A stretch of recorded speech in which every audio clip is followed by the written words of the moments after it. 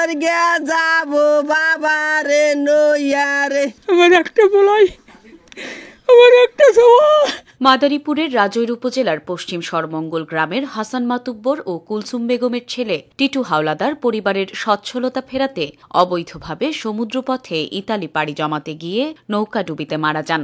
মোবাইলে ছেলের মৃত্যুর সংবাদে শোকে বাকরুদ্ধ হয়ে পড়েছেন টিটু হাওলাদারের বাবা।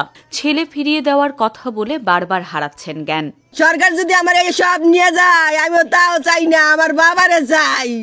আমার অনেক কষ্টের সন্তান, আমার অনেক কষ্টের সন্তান, বিচার চাই, আমার ছেলে চাই। আমার ছেলে এনকে দেবে দালাল রফিক। ছেলে বিয়ে থাকে, সে বাংলাদেশে আসে না। কতদিন বললাম, এক এক সময় এক এক কথা বলে।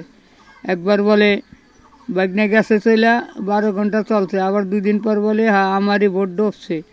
তারপরে আবার কিছুদিন পর ব্যাগনাকে খুঁজতেছি, দাঁড়ান এই 500 কিলোমিটার দূরে ব্যাঙ্গাসিরটা, অত দূর খালি সে লোক দিয়ে। আর একবার বললো যে আমি যদি ওখানে যাই তাহলে আমার গুলি করে ফেলাই দিই, আমি লোক দিয়ে তাল্লাশি করতেছি। এই বলার পর আজ পর্যন্ত খোঁজ খবর পাই না। আজ কান দিয়ে রোড গাড়ি হাঁড়ি আর চলি। আমার একটা বলাই, আমার একটা সভা। খবর পাইছি রবিবার দিন আমি দোকান করি কমনে ওই সেন্টারের সামনে। টাকাগুলা ধার করছি, আমাকে বাইকে কেউ 50 দিয়েছে, কেউ 30 দিয়েছে, 40, এইভাবে আত্মীয় স্বজনের টাকা ধারের কাছে দিছি।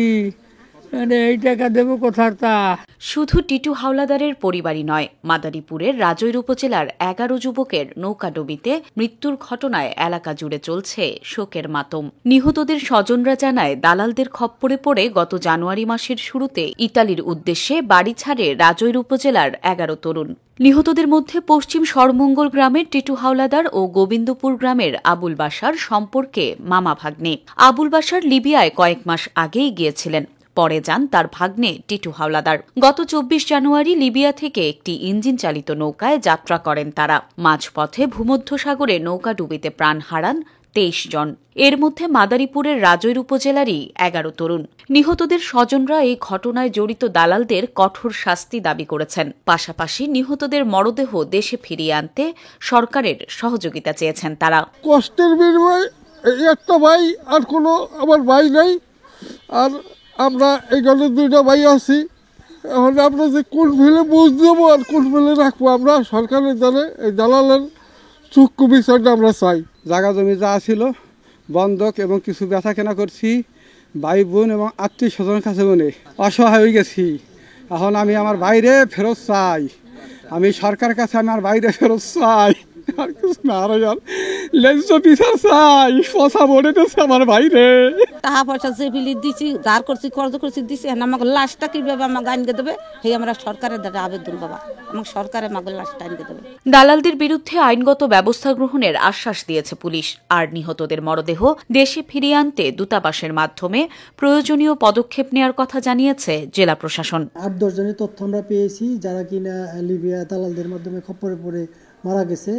ওনাদের লাশ আনার জন্য আমরা এখানে প্রত্যেকের তালিকা তৈরি করব। তালিকা তৈরি করে আমাদের প্রশাসনিকভাবে আমরা এইটা মন্ত্রণালয়ে প্রেরণ করব, এবং যাতে সুষ্ঠুভাবে তাদের লাশগুলা প্রত্যেকের পরিবার বুঝে পায় সে ব্যবস্থা আমরা করবো ইনশাল্লাহ।